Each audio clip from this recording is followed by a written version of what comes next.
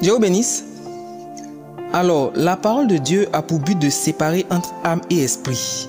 Hébreux 4, verset 12. Et il ne peut en être autrement parce que la confusion de l'âme et de l'esprit est le résultat de la chute de l'homme à la création. Et pour ne rien arranger, l'âme a pris le contrôle de la vie de l'homme à la place de l'esprit. Le problème, c'est qu'un grand nombre de personnes refusent l'évangile de Jésus, faisant confiance à leur âme pour diriger leur vie. Cependant, l'histoire de Sichem dans Genèse 34 va achever de montrer la folie de cette façon de faire confiance à la vie de l'âme. Et pour cela, il suffit juste d'observer les péripéties entre Sichem et Dina avant de se pencher sur la proposition de Sichem et de son père Hamor. Déjà, le verset 2 révèle que Sichem a enlevé Dina pour la violer, couché avec elle en la déshonorant. Cependant, au verset 3, il est dit que son âme s'est attachée à la jeune fille. La suite de l'histoire montre que Sichem a payé sa faute de sa vie. Alors quelqu'un dirait, c'est normal, il n'a eu que ce qu'il méritait, ce violeur. Pourtant, le viol qu'a commis Sichem ne fait pas forcément de lui un individu mauvais.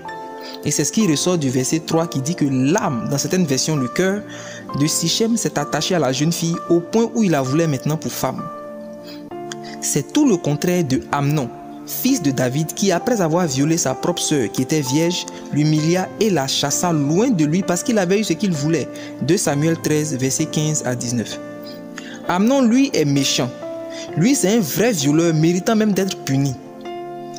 Mais est-ce qu'on peut le comparer à Sichem qui était prêt à beaucoup de sacrifices pour épouser la jeune fille et laver son déshonneur, verset 11. Ou encore, quelqu'un de réellement méchant peut-il faire comme Sichem? Mais il n'est pas moins vrai que cet homme qui n'est pas méchant s'est rendu coupable de viol. Donc d'un côté il n'est pas mauvais, mais de l'autre il fait ce qui est mauvais. Donc d'où vient le problème alors? Eh bien le problème vient de son âme, comme l'indique le verset 3. En fait, depuis le viol jusqu'à son désir de mariage, son âme a été à l'origine de tout. Ce qu'il faut comprendre, c'est que ce n'est pas la méchanceté qui a poussé Sichem à commettre ce viol. C'est la faiblesse, le manque de maîtrise de soi devant la beauté de Dina. L'apôtre Paul même confirme ce constat quand il dit « Car je ne fais pas le bien que je veux et je fais le mal que je ne veux pas » Romains 7, verset 19. L'âme n'a pas le pouvoir de contenir le péché et la chair. De même, les chiens se livrent à leurs activités sexuelles dans la rue sans retenue. De même, Sichem n'a pas pu se retenir ou n'a pas pu réprimer ses pulsions. C'est pourquoi 1 Corinthiens 2,14 parle de l'homme animal parce qu'il est incapable de se contrôler. Ainsi, malgré ta bonne volonté et tes bonnes intentions, tu finiras toujours par faire le mal que tu ne veux pas. Tu ne seras jamais agréable devant les yeux de Dieu alors que tu n'es pas forcément mal intentionné. C'est parce qu'il n'y a que l'Esprit de Jésus que l'on reçoit de lui à la nouvelle naissance qui peut nous donner la victoire sur le péché, sur la chair et la maîtrise totale du corps dans ce qui est bon et agréable à Dieu, ainsi qu'il est dit dans Galates 5,16. Marchez selon l'Esprit et vous n'accomplirez pas les désirs de la chair.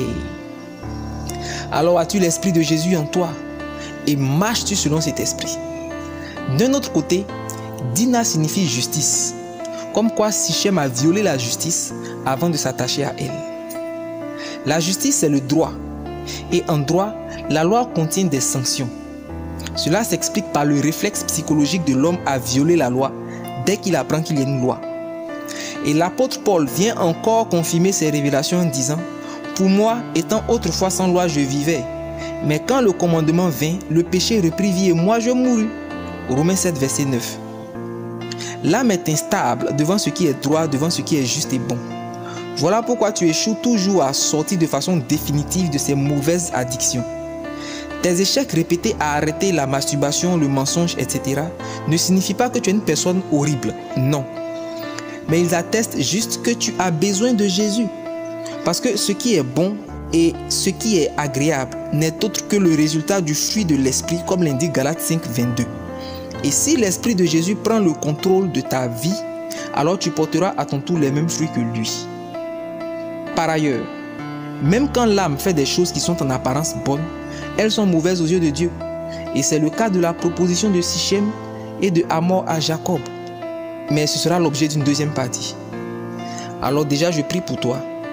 afin que le Saint-Esprit remplisse ton cœur. Si tu n'as pas encore la plénitude du Saint-Esprit, ouvre ton cœur et laisse l'Esprit de Jésus remplir ton cœur et qui te donne la victoire sur tes échecs, sur tes limitations, sur tes faiblesses. Que Dieu te bénisse.